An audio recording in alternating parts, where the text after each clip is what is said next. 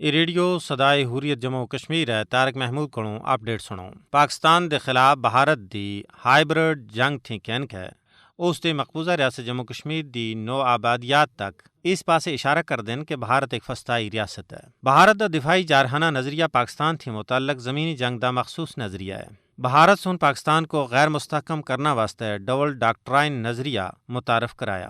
بھارت دی hybrid جنگی حکمت عملی خطے بچ اس دے متنازع منصوبیاں دے بارے بچ مجھ کچھ دستی ہے۔ بھارت انفارمیشن جنگ کو پاکستان دے خلاف ایک بڑے ہائبرڈ ٹول دے طور تے استعمال کردا آ رہا ہے۔ یورپی یونین دے ڈس انفو لیب سن بھارتی ڈس انفارمیشن نیٹ ورک کو پاکستان دے خلاف لابنگ دا انکشاف کر کے مضموم بھارتی عزائم کو بے نقاب کیتا ہے۔ بھارت دے ڈس انفارمیشن نیٹ ورک دا مقصد پوری دنیا وچ پاکستان دے بارے بچ منفی تاثر پیدا کرنا ہے۔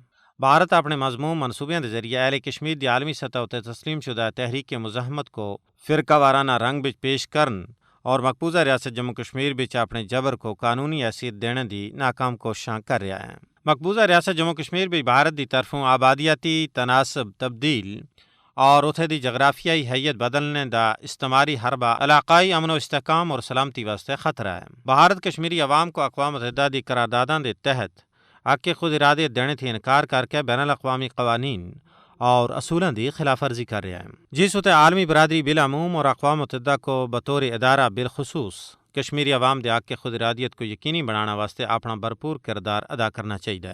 مسئلہ کشمیر اقوام متحدہ دی قرارداداں دے مطابق ایک متنازع مسئلہ اور گزشتہ 74 سالاں تھی حل طلب ہے۔ اس مسئلے دے حل واسطے کشمیری عوام لکھاں جاناں دی قربانیاں دے چکے ہیں۔ آج بھی اہل کشمیر بھارت دے غاصبانہ قبضے دے خاتمے واسطے تاریخ دی عظیم اور لازوال جدوجہد کر رہے ہیں، جس وچ کشمیری نوجوان اپنی جاناں دا نذرانہ پیش کر رہے ہیں۔ ان لازوال اور عظیم قربانیوں کو پائے تکمیل تک پہنچانا اہل کشمیر اتے فرض ہے تاکہ بھارت دے مضموم منصوبیاں اور ڈول ڈاکٹرائن کو ناکام بنایا جا سکے۔